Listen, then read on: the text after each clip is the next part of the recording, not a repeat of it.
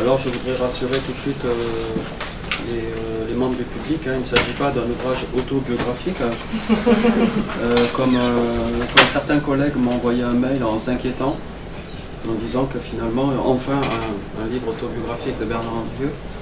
Et même s'il est vrai, comme je vais essayer de le soutenir devant vous, que nous avons tous un peu peur de l'orgasme, pour des raisons de confrontation peut-être avec le corps vivant. Le travail s'inscrit aussi dans un mouvement esthétique, je n'ose dire, de technologie, mais en tout cas, il y a une nouvelle scène qui est en train de se mettre en place. Nous avons appelé avec notre doctorante Anaïs Bernard les arts immersifs, qui sont une scène donc où les dispositifs que l'on met en place sont aussi des supports d'expérience. Donc à travers cet exposé, j'ai retenu 4 ou 5 scènes post-porn pour vous montrer beaucoup d'images. Donc je m'excuse, il y aura un texte, hein, mais je vais présenter beaucoup d'images parce que je veux aussi qu'on réfléchisse sur ces images et sur les dispositifs qui sont mis en place pour les produire. Et donc ça s'inscrit tout à fait dans ce que nous avons appelé les arts immersifs, c'est-à-dire le fait de précipiter les individus finalement en tant qu'agents dans des attitudes de performativité et donc de nouveaux usages finalement de son propre corps, en tout cas de construction d'une scène qui n'existait pas précédemment. Alors bien évidemment dans le contexte du gender ou du queer, hein, en tout cas voire même aujourd'hui du post-gender, on s'interroge beaucoup sur qu'est-ce que c'est qu'une scène érotique. J'ai été formé par Jean-Marie Pontevia à Bordeaux il y a très très longtemps, j'ose dire la date, Jean-Marie, auprès de Jean-Marie Pontevia qui n'a eu de cesse tout au long de son travail sur l'érotisme dans la peinture occidentale de bien nous dire qu'il y avait une différence entre l'érotisme et la pornographie. Donc faire un exposé sur le post-porn, c'est aussi dans une certaine mesure s'inscrire dans cette distinction qu'il n'a eu de cesse de nous faire, en nous disant que le porn-main, finalement, c'était toujours l'art du détail, c'était l'exaltation finalement de ce détail dans lequel le regard finalement va être précipité, alors que l'éros, c'est aussi une réflexion sur la scène, sur la mise en scène du corps et comment je vais montrer ce corps. Donc utilise le terme post-porn, qui est un terme qui a été validé, on va le voir, par un certain nombre de personnes, c'est se mettre dans une situation épistémologique problématique, puisqu'on n'est ni tout à fait dans l'érotisme, ni tout à fait dans le porn, mais en même temps on s'interroge sur l'articulation entre la scène et finalement comment je vais pouvoir montrer des détails de mon corps qui étaient jusque-là inusités. Donc je crois que c'est ça l'innovation finalement de ces pratiquants, de ces pratiquantes. Donc dans cette scène post-porn, on n'est pas du tout dans la production du film porno classique que vous trouvez tous les jours sur YouPorn, ou finalement sur d'autres sites, où finalement vous avez des images qui sont extrêmement standards, hein, c'est-à-dire, et Dieu sait que pour des raisons scientifiques, je passe des heures à étudier bien évidemment ces images, mais finalement il n'y a pas, vous cherchez désespérément l'autre corps, vous cherchez désespérément quelque chose qui ne serait pas normatif. Et malheureusement, il y a très peu de créativité. Les gens reproduisent des stéréotypes. Voilà. Donc, on est vraiment dans l'idée qu'on n'est pas dans un seul modèle. On n'est pas dans un modèle hétéro, on n'est pas dans un modèle homo, on n'est pas dans un modèle lesbo, etc. On est vraiment dans le fait de faire basculer, bousculer véritablement ces catégories. Il n'y a pas non plus de mono-érotisme, c'est-à-dire que très souvent, on va le voir, on est dans la polysexualité, dans le polygenre. Il s'agit d'introduire une ambiguïté dans la performance même, c'est-à-dire vous pourriez très bien finir hétéro comme homo, comme queer, comme dominé, comme dominant, etc. On est vraiment dans la possibilité finalement de pouvoir incarner une posture totalement nouvelle dans le cours même du process. On n'est pas dans une scène qui est stabilisée avec un début J'ai vu l'excellente vitrine, Pierre, que tu as fait, où on avait des images, même dans le programme, on voit des images avec une narrativité finalement. On a un début, on a une fin. Là, on va travailler sur la discontinuité, sur la rupture, sur le fait qu'il pourrait toujours se passer quelque chose dans le moment même de la performance. Et donc, bien évidemment, on est sur de nouveaux modes d'exposition du corps, de la nudité. Et ça, c'est très important, c'est à savoir que la nudité ne se résume pas du tout à la surface du corps. On n'est pas sur un érotisme de la surface. Et on est plutôt sur la découverte de la profondeur, de ce que nous avons appelé avec l'immersiologie, la question du corps vivant. C'est-à-dire comment montrer le corps vivant dans son processus de transe, en l'occurrence, dans l'espace même de la mise en scène.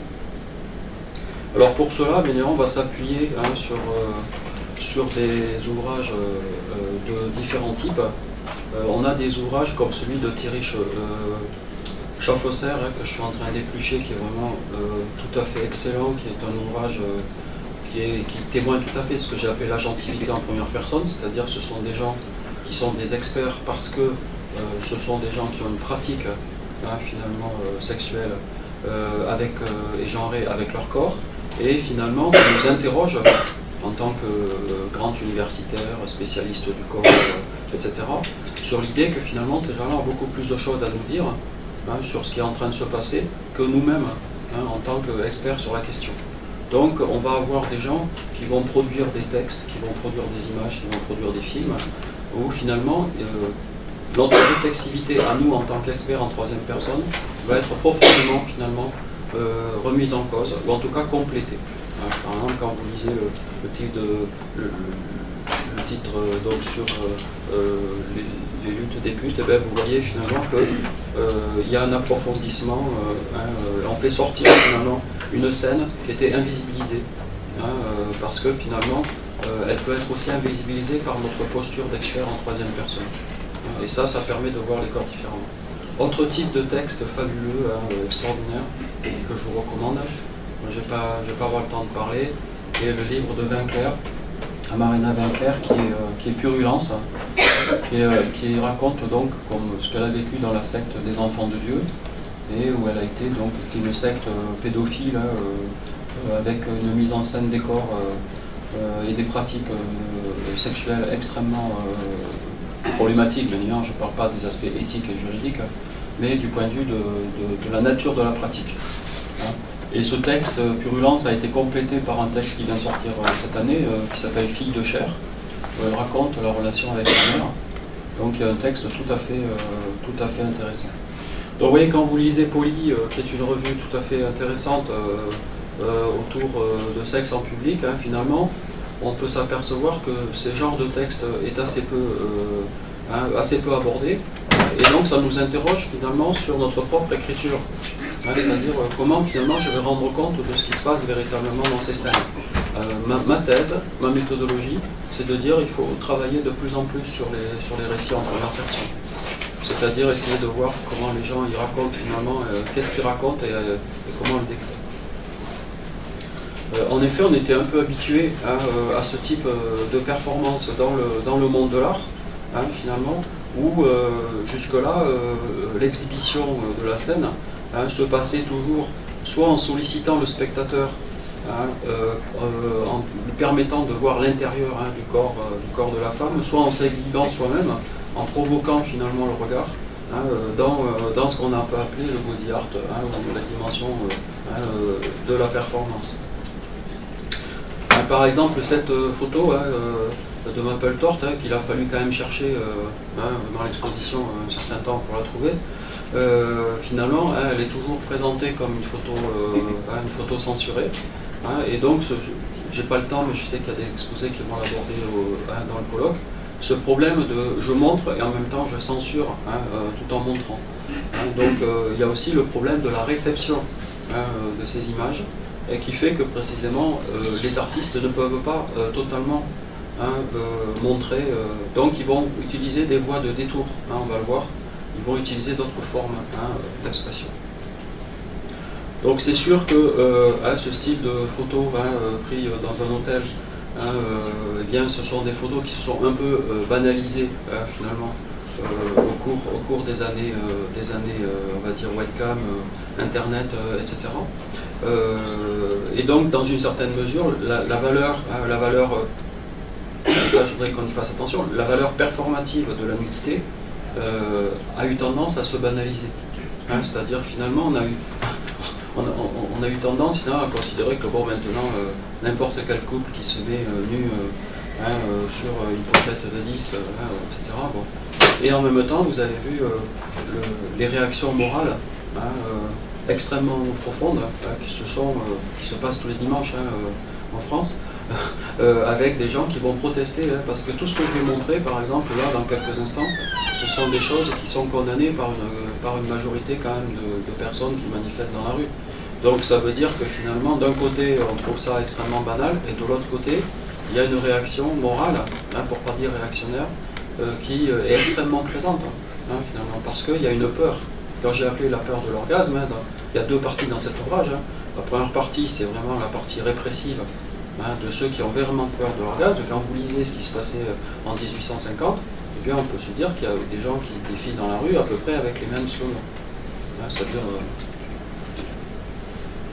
Vous voyez par exemple cette photo, donc, cette campagne à côté hygiène, Pierre m'avait dit qu'il faudrait peut-être mettre un petit peu aussi de la santé. Vous voyez, cette photo a été censurée sur Facebook. Voilà. Donc, et pourtant, c'est une photo de prévention, finalement. Il s'agit de dépister le cancer du sein, etc. Et donc, Pauline Delpech, et d'autres artistes qui ont posé seins nus, et bien finalement on ne peut pas le diffuser sur les réseaux parce que les réseaux considèrent que c'est une image, pornographique. Donc Facebook est en train de tuer, je vous en montrerai d'autres preuves tout à l'heure, est en train de tuer finalement la mise en scène des corps, puisque finalement c'est eux qui vont nous dire qu'est-ce qu'on peut montrer finalement de son corps sur la scène.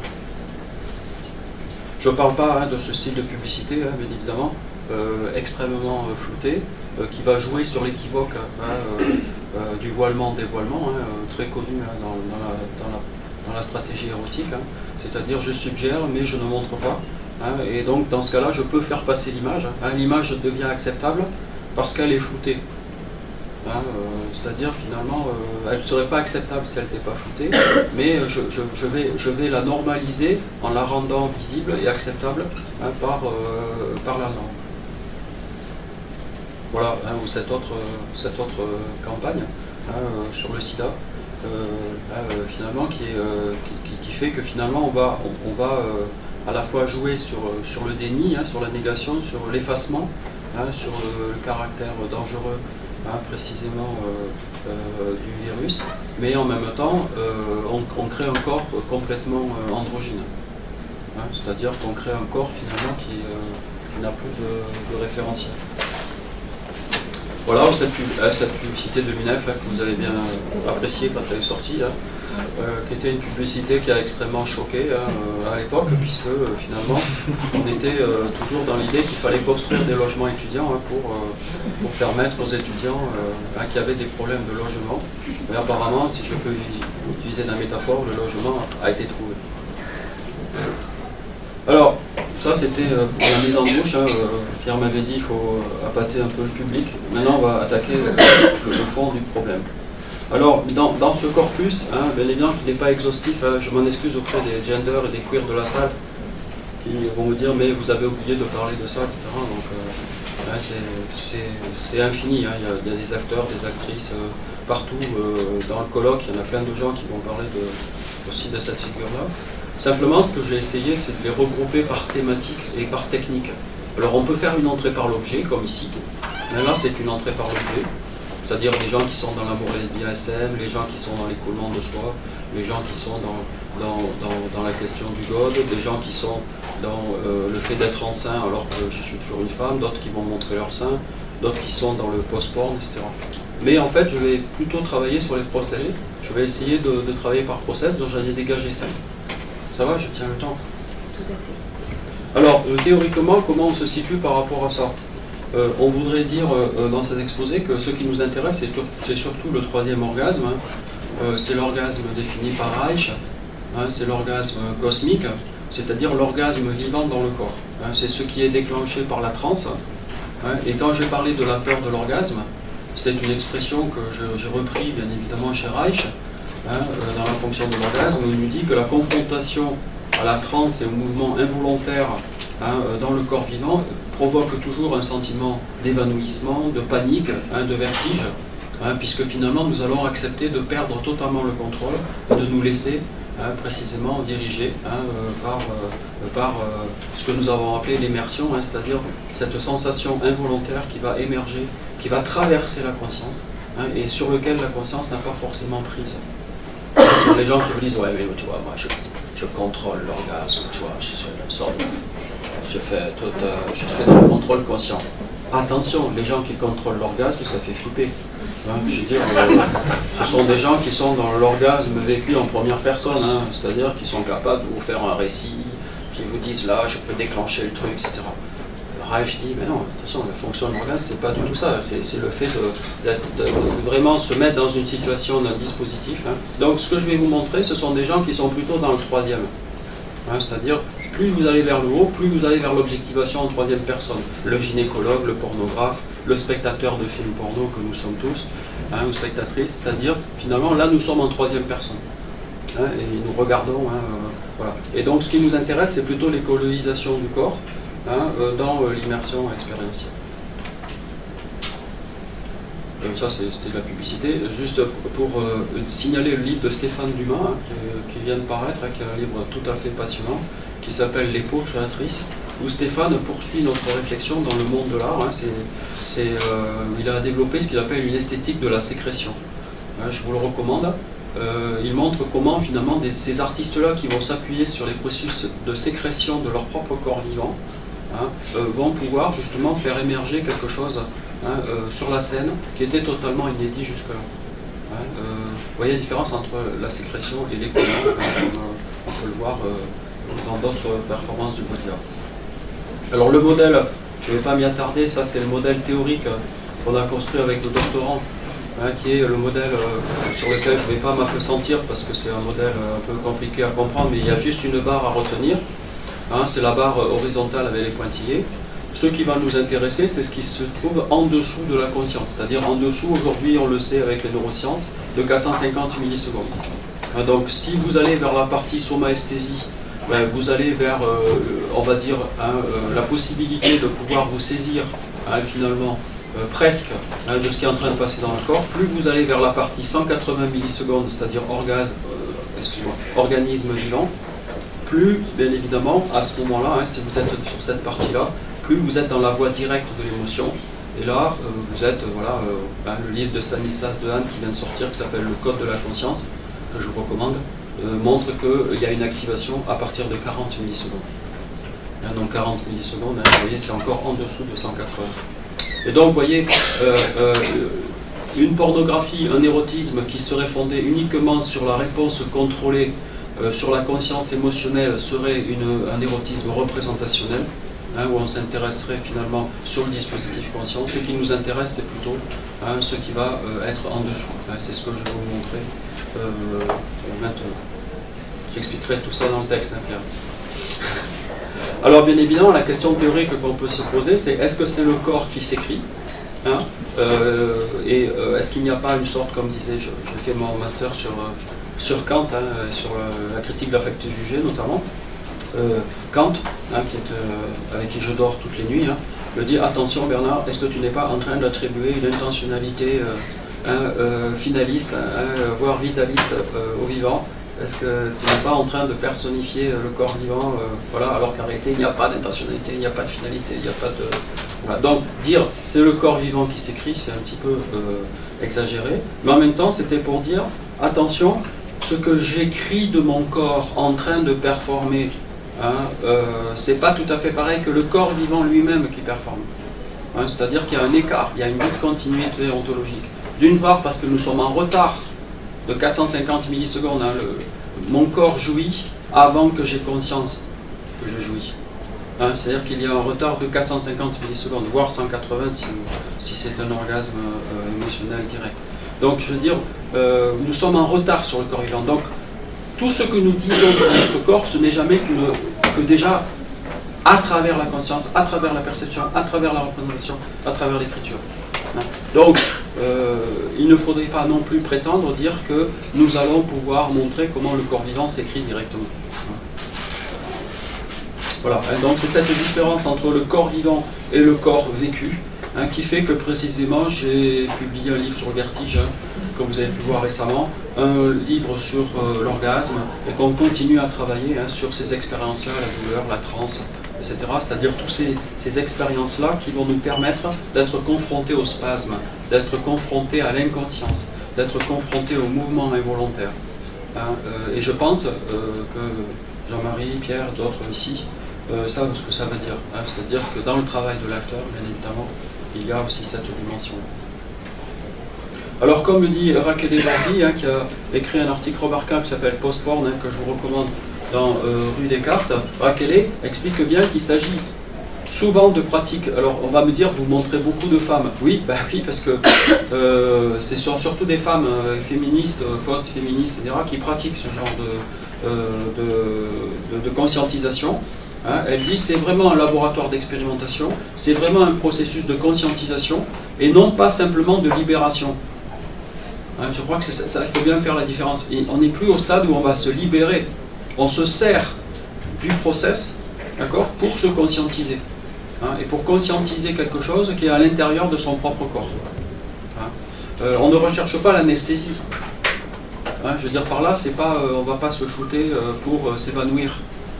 On va se droguer, on va s'alcooliser, on va se sexualiser, etc.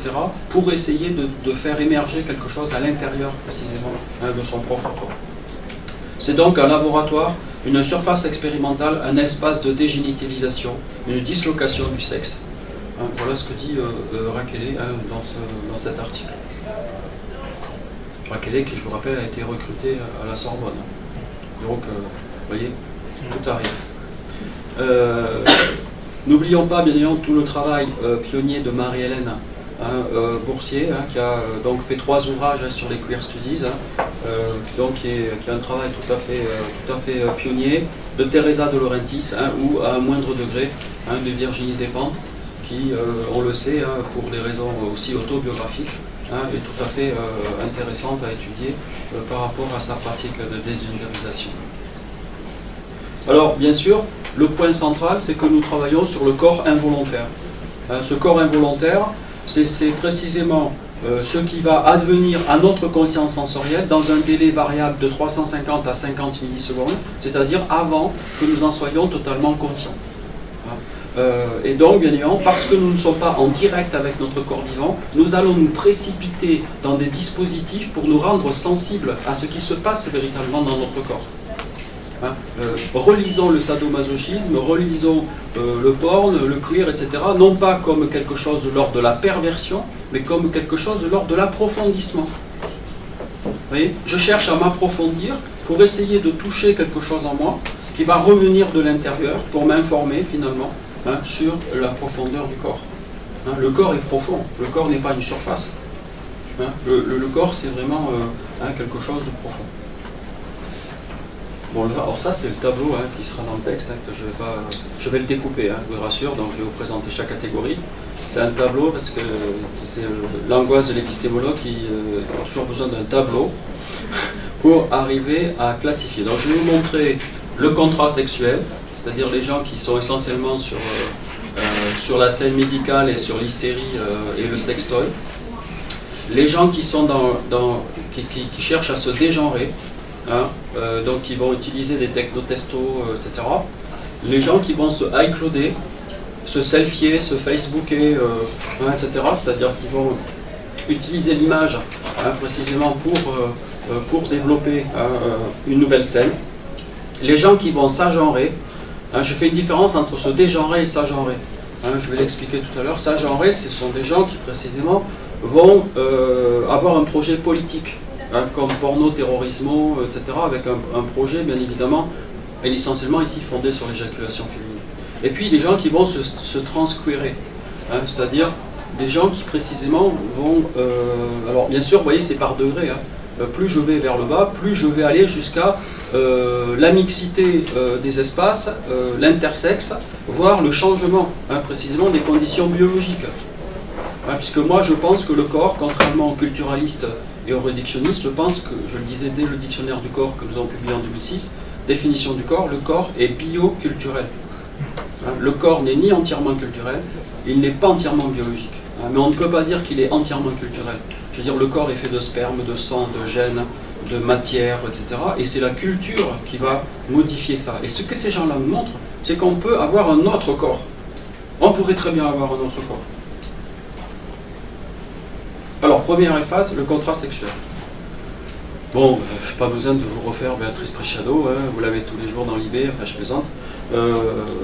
Voilà, quelques passages dans le beau livre de Béatrice, donc le contrat sexuel paru en 2000, où elle montre qu'il faut resexualiser l'anus, ou que l'orgasme doit sortir de sa parodie.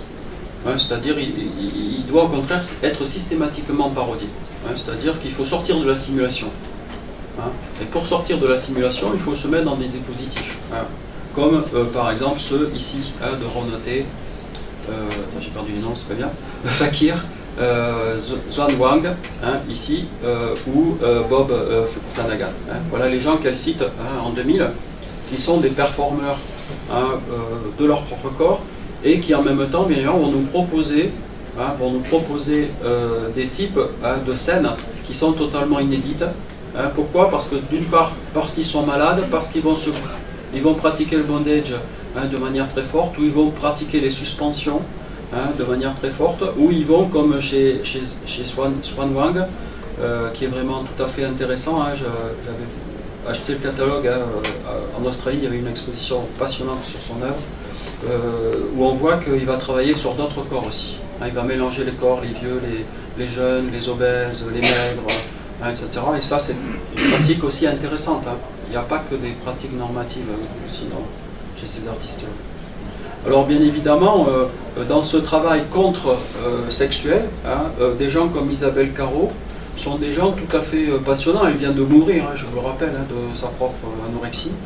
Elle avait participé à cette exposition pour la première fois. On a utilisé, grâce au photographe Toscani, que j'avais défendu en son temps dans Libération au moment où il exposait des malades du sida. Je m'étais fait insulter par les gens de Libération, mais je continue à défendre Toscani. Je pense que Toscani a été très importante non seulement pour Benetton, mais aussi pour la visibilisation d'un certain nombre de corps qui étaient complètement invisibilisés. Et ici, No Anorexia, c'était tout à fait pertinent, puisqu'on voyait ici ce corps amaigri, volontairement amaigri, puis addictif, puisque bien elle en est morte. Des artistes comme Alice Odilo vont profiter, excusez le terme, profiter de leur anorexie pour la mettre en scène. Notamment se donner en spectacle avec Issei Miyake.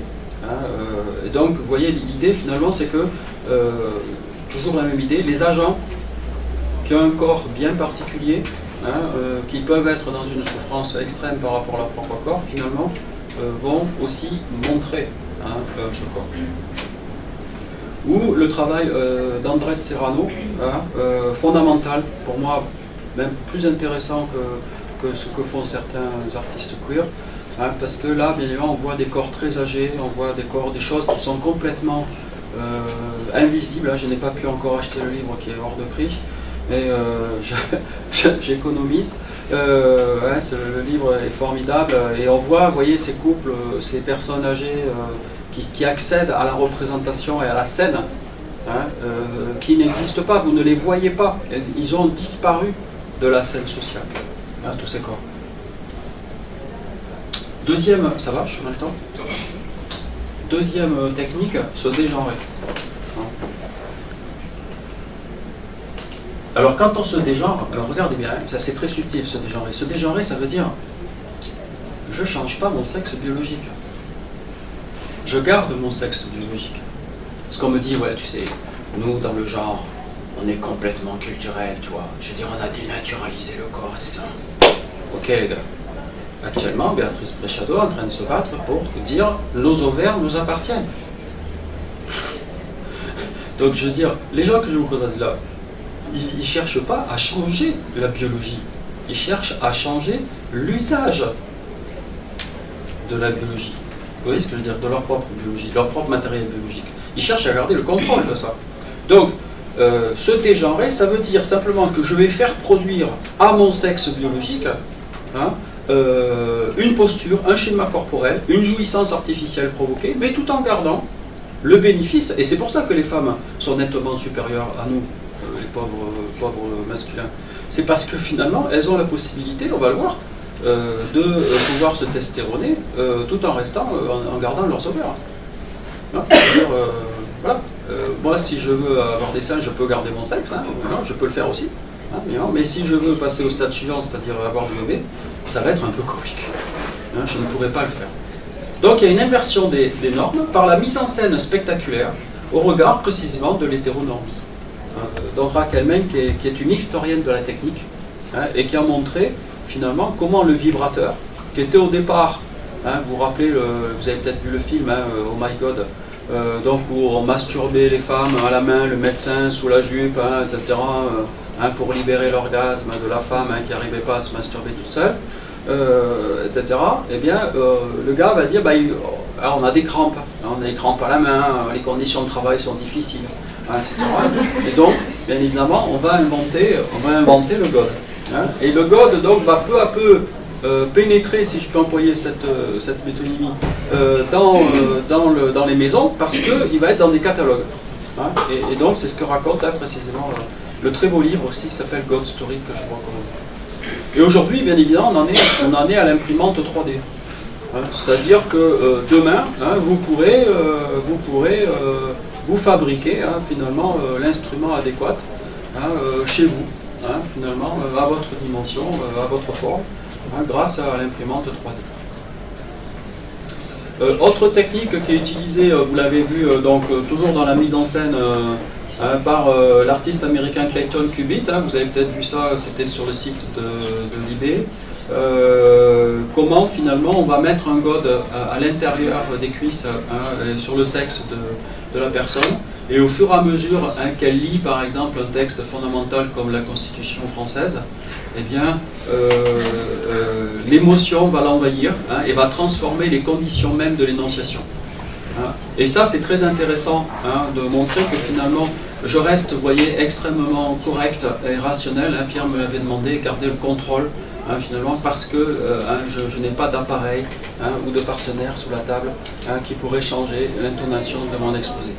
C'est-à-dire les conditions physiologiques finalement du corps vivant vont déterminer les conditions finalement de la performance. Et puis donc hier soir je suis allé voir donc, le dernier film, Bande de filles, qui est vraiment un film formidable sur le problème de la déconstruction sociale du genre, le processus de domination, d'aliénation dans un processus. Et donc tout le travail que fait Cécile Sciamma, et on a vu les réactions autour du Tomboy, est un travail tout à fait fondamental sur l'autre scène. C'est-à-dire l'autre scène, ce qui est invisibilisé socialement, et des processus de comment je peux arriver à me dégenrer dans un processus finalement de contrôle des normes. On le voit dans le film, c'est terrible. Comment finalement elle lutte, elle change sans cesse sur les structures. Et donc Béatrice a trouvé une solution. Voilà, Béatrice, qui est la grande chantre du dégenrement, dans le Testo Junkie, qui vient de reparaître en poche. Finalement, elle décide de prendre une petite dose de testostérone, et donc elle apparaît avec une petite moustache, etc., etc. Mais toutes ces personnes gardent leur sexe biologique. Ils ne sont que dans un processus de dégenrement. Finalement, ils nous mettent en scène quelque chose qui active dans le corps des processus vivants pour changer l'apparence du corps. Mais en changeant l'apparence, je change bien évidemment les processus de socialisation, les processus de sexuation, je veux dire, non, la sexualité. Et donc, le travail de Judith Halberstam me paraît tout aussi important, puisque elle va utiliser la question du drag queen autour de la question de la virilisation. Vous savez, les butch, autour de la question de la virilisation finalement dans le dégenrement, c'est-à-dire comment je vais rentrer, on le voit chez Sciamma, dans le film, il y a une tentation de devenir drag queen, hein, par exemple d'enlever les seins, hein, de se couvrir, hein, de se mettre un corset, des bandes, hein, pour apparaître garçon, hein, etc. Donc on voit chez Siama qu'elle reprend toutes ces figures, hein, du dégenrement. Ou voilà, hein, donc des effets de la testostérone, hein, c'est-à-dire que finalement vous gardez hein, finalement totalement votre apparence. Hein. J'ai malheureusement cette photo, je l'ai trouvée sur internet et je n'ai pas la personne, je m'excuse auprès d'elle. Mais je cherche désespérément qui c'est, je n'ai pas trouvé qui c'était, et cette photo qui m'a beaucoup frappé quand je travaillais, et voilà, elle me paraît tout à fait symbolique de ce que je veux dire. Hein, c'est-à-dire comment je vais investir le bodybuilding, et en même temps je vais garder hein, mon sexe biologique, tout en faisant disparaître mes seins hein, par la testostérone. Et ça donne un corps tout à fait extraordinaire avec cette mise en scène. C'est un autoportrait, hein, puisqu'il est en train de se photographier, elle est en train de se photographier. Et puis donc, bien évidemment, les stratégies transgender, hein, je rappelle, le transgender, c'est pas le transsexuel, avec la une de Time, hein, c'est pas en France qu'on aura une une comme ça. Hein. Voilà, donc on a bien sûr Lawrence Anyway, etc. Bon, on a quelques... Voilà, mais finalement, le fait qu'il y ait eu cette une hein, me permet de poser la question du transgenre hein, comme processus de dé... Alors, troisième technique, hein, qui est ici une technique virtuelle que j'ai appelée ce high cloudé. Je ne sais pas si c'est correct, on pourrait dire se Facebooker, se selfier, enfin ce que vous voulez, se revenge porner, etc. Hein. L'idée finalement, c'est de profiter de la scène virtuelle pour bouleverser quelque chose d'assez nouveau qui est le problème de la publicisation du porn. Hein, c'est-à-dire le problème c'est que finalement, on le voit hein, quand j'ai montré aux gens de mon laboratoire sur le site que j'allais participer à ce colloque, on m'a dit ben, Andrieux, hein, ça va, hein, je veux dire, on voit où tu vas, etc. Donc les gars ils s'attardaient longuement sur le catalogue, hein, etc. Voilà. Mais on n'en est plus là. Hein, c'est-à-dire qu'on n'est plus sur les feuillages, hein, bien qu'on va avoir des exposés sur ça. On est sur le spectacle érotique qui, sans toujours transgresser les normes, hein, vont poser le problème d'une exhibition plus ou moins volontaire de son corps. Et notamment les procès qui sont faits sur revenge porn hein, aujourd'hui sont tout à fait symptomatiques du fait que est-ce que j'ai le droit de conserver finalement la propriété de mon corps qui a performé hein, et qui s'est mis dans un état d'extase et de jouissance avec un partenaire si je ne suis plus avec ce partenaire. À qui appartient finalement cette image virtuelle? Alors bien évidemment, hein, je vous renvoie au basique, hein, Sexe, mensonge et vidéo, hein, qui était le film qui nous a bouleversé dans notre génération, hein, qui était le film fondamental. Hein, premier film, première palme d'or, 10 minutes, d'accord, ça va. Et puis bien évidemment cette scène de Basic Instinct, dont je vous ai caché, hein, parce que je sais que vous avez une âme sensible, mais dont il faut se rappeler, bien évidemment, qu'elle a été tournée sans le consentement de l'artiste. Hein, c'est-à-dire que lorsqu'elle a été tournée, elle était bien sûr nue hein, sous sa robe, mais elle ne savait pas du tout qu'il allait tourner hein, cette scène-là. Hein. Ce qui fait que, bien évidemment, il y a eu tout un problème hein, quand il lui a montré ensuite la scène, de savoir si elle acceptait, si elle n'acceptait pas. Alors bien évidemment sur Facebook, hein, on va utiliser cette exhibition des corps. Hein, finalement, ce qu'on en retient, ce qui est quand même très rigolo, c'est que les gens se mettent nus sur Facebook hein, ou sur Twitter, peut-être moins, mais enfin en tout cas sur les réseaux, pour des raisons politiques. Hein. C'est sympa, je veux dire, vous mettez un petit slogan sur la poitrine, etc. Et là, vous avez le droit de vous mettre... C'est-à-dire que ce n'est pas la nudité qui est en question. Vous voyez se dire, on n'est pas dans une scène érotique, pornographique, on est dans une scène politique. Hein, et donc, finalement, on ne se pose plus la question de savoir, qu'est-ce qu'on est en train de nous montrer? Vous voyez, c'est-à-dire, qu'est-ce qu'on est en train de nous montrer? C'est-à-dire, quand vous prenez toutes ces images, finalement, c'est la même image. Hein, c'est la même image, mais sauf que ça ne vient pas des mêmes cultures. Et là, les réactions culturelles vont être hein, très problématiques.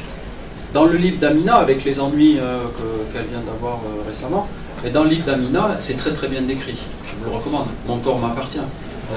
Elle décrit comment, à l'intérieur de sa culture, elle a eu des difficultés pour exercer précisément ce type de technique. Les Femen, donc, bien évidemment, qui sont plus politisés comme mouvement, et finalement qui vont... là aussi, il faut lire le livre Femen pour voir finalement qu'est-ce qu'elle en dit, j'en parlerai dans le texte. Elle dit des choses en termes révolutionnaires. Elle considère que le corps, c'est le moyen, la nudité, l'exposition performative, c'est le moyen de faire la révolution. Et donc c'est intéressant de le comparer avec ce qu'on disait dans les années 70, dans les communautés post-Babacool. Alors la tendance, bien évidemment, de Revenge Porn, c'est de republier donc, sur ce site maintes fois condamné, donc il ne faut pas y aller, bien que nous ayons tout, de voir des ex essentiellement des femmes, bien évidemment. C'est extrêmement sexiste comme procédé, puisqu'il s'agit de continuer à montrer les filles finalement que nous avons abandonnées ou qui ont été abandonnées, et on continue à montrer leurs images. Et la question qui se pose, c'est est-ce que je peux avoir un droit finalement d'effacement, un droit d'oubli par rapport à la mise en scène continuelle de mon corps performant. Et là donc, vous voyez, peu de plaintes, beaucoup de films, et peu ont eu de réponses judiciaires. Monsieur, j'ai pas compris en fait. Revenge Porn, Ça, oui. c'est un site spécialisé dans les vidéos porno réalisées par les couples une fois que le partenaire ils sont plus ensemble. Donc si vous voulez, l'ancien partenaire, si vous voulez, met les images sur le site. Ce qui pose le problème, si vous voulez, de la différence entre l'espace public et l'espace privé. Ça s'est aggravé, bien évidemment, avec l'affaire de iCloud. Mon fils m'appelle, mon fils, 20 ans, Sciences Po, etc. Donc on se dit, bon, il m'appelle, il me dit, ouais, putain, là, il y a des photos, il faut absolument que tu ailles sur... Pour ton exposé les messages, c'est fondamental. Bon, etc. Bon, ok, alors je vais voir, je lui dis, quelle banalité, non mais... Regardez l'érotisme torride de ces photos. Il me dit, ouais, elle est super canon, tu te rends pas compte. Je dis, ouais, d'accord, mais bon. Excuse-moi, je veux dire, ce sont des selfies faits devant des glaces, d'une banalité, mais je veux dire, Helmut Newton a une attaque cardiaque quand il a vu cette photo. Je veux dire, il s'est retourné dans sa tombe. Je veux dire, et on dit, on est scandalisé par ces photos parce que... Alors bien sûr, il y a un problème juridique en disant, oui, c'est scandaleux, on n'a pas le droit de pirater des sites privés, donc je passe le débat. Mais si, dans notre colloque, si on nous interroge à quel type d'image on produit, c'est catastrophique. Je veux dire, ce sont des images de banalité, qui ne nous apportent rien et qui nous disent que finalement ces gens-là, qui nous font désirer leur corps à longueur de film, en nous disant, ouais, nous avons quand vous regardez ce qu'ils font dans le privé, ça fait peur. Je veux dire, on n'a pas envie vraiment de les fréquenter. Avant-dernier, 5 minutes, Saint-Genré. Donc Saint-Genré, ce sont des gens qui, à la différence de dégenrés, ont choisi d'incarner un autre genre, tout en gardant leur sexe biologique, mais on va le voir, ils vont détourner les usages et les normes du spectacle dans le post-porn, ou le post... voilà. Alors ici, bien évidemment, Conchita Wurst a fait un coup extrêmement intéressant du point de vue de l'agenrement, puisque finalement, dans la catégorie fille-garçon, elle a renversé totalement le jeu, et en précipitant précisément... voilà. Donc la question du travestissement est une question très intéressante qui est posée par Conchita, sur comment finalement elle va bouleverser ça. Alors le point le plus... j'avais fait un papier en 2012 sur ça, c'est Thomas Betty, Thomas Betty, qui ne s'appelle pas du tout Thomas Betty, qui est une femme, qui a conservé son utérus, et finalement, j'ai bêtement intitulé mon article « L'homme enceinte », parce qu'en réalité la question c'est est-ce que c'est un homme? Oui, du point de vue du genre, mais du point de vue biologique, c'est une femme, puisqu'elle a gardé son utérus et que ça lui permet d'être enceinte. Son livre « Labor of Love », dont je parlerai dans le texte, est tout à fait exceptionnel aussi sur ce témoignage. Ici, donc, les performances qui sont faites par Porno Terrorista, et notamment le livre de Diana G. Torres, qui vient d'être traduit en français, qui s'appelle Porno Terrorismo, qui était traduit en français, et qui consiste à faire des performances entre femmes à Barcelone autour de l'éjaculation féminine. Hein, puisque vous savez que les femmes feront des pépés, je crois, après, Pierre, hein, c'est ça, sont susceptibles d'atteindre une éjaculation qui n'est pas une éjaculation interne, hein, mais qui est aussi l'éjaculation externe. Et donc, ici, nous avons une thématique très intéressante qui est la question des fluides. Hein, qui est la question des fluides, c'est-à-dire le fait de solliciter dans le corps des choses précisément qui ne sont pas sollicitées et qui donc vont provoquer à la fois une critique de l'éjaculation masculine et dire que les femmes sont aussi capables de provoquer cette éjaculation. 2 minutes. Là, vous parlez des femmes fontaines, en fait, c'est ça? Alors, c'est pas des... Oui, c'est des femmes fontaines, mais tu peux le provoquer par la masturbation ou par le... Alors, je crois pas... Enfin, moi, je suis médecin, en fait. Ah, excuse-moi. Mais je pense dis des bêtises. En fait, je vais casser un mythe, là. Ah, vous cassez un mythe. En fait, c'est de l'urine. Ah, c'est de l'urine, donc c'est Je suis possible. désolée. Mais c'est l'éjaculation, quand même. Les transcuires, donc notamment les shemale ou les intersexes, comme le demande, j'ai perdu son nom, Manning, voilà, de changer véritablement de sexe, donc d'avoir une véritable opération et de concevoir finalement ce changement de sexe comme une création artistique. C'est-à-dire en disant je vais m'appuyer sur le changement de sexe comme véritablement. Et donc de lutter contre qu'ils appellent l'hétéro-patriarcat, c'est-à-dire le fait finalement de la réassignation de sexe, c'est-à-dire de lutter, ce que Butler disait, sur le fait finalement que je vais réassigner les gens à un seul sexe. Alors on retrouve ça dans les sites porno autour du thème shemale, qui sont des sites justement où on va voir un autre type de sexualité, polygenrée, justement, qui n'est pas du tout, qui n'est pas standard. Et enfin, je termine en disant que bien évidemment, avec le cas de Caster Semilla, comme l'a montré Anaïs Bouillon, notre collègue à la faculté du sport de Paris, précisément se pose le problème de la démarcation et du test de féminité, c'est-à-dire qu'on est confronté au fait qu'on ne sait plus très bien qui est un homme et qui est une femme, parce que par exemple Caster Semilla, c'est quelqu'un qui produit plus de testostérone que la normale, et donc il a fallu la réguler pour qu'elle continue à courir avec les femmes. Voilà, donc je m'arrête. Donc le corps est donc conçu dans toutes ces pratiques que j'ai essayé de vous montrer, à la fois comme le résultat d'une volonté finalement de changer son propre corps, mais ce que j'ai essayé de souligner, c'est qu'il faut être très précis, me semble-t-il, pour bien distinguer des gens qui ne font que mettre en scène un changement en jouant sur les codes sociaux et les codes de genre, et les gens qui vont véritablement changer la biologie de leur corps, voire changer les conditions biologiques du corps vivant. Je vous remercie.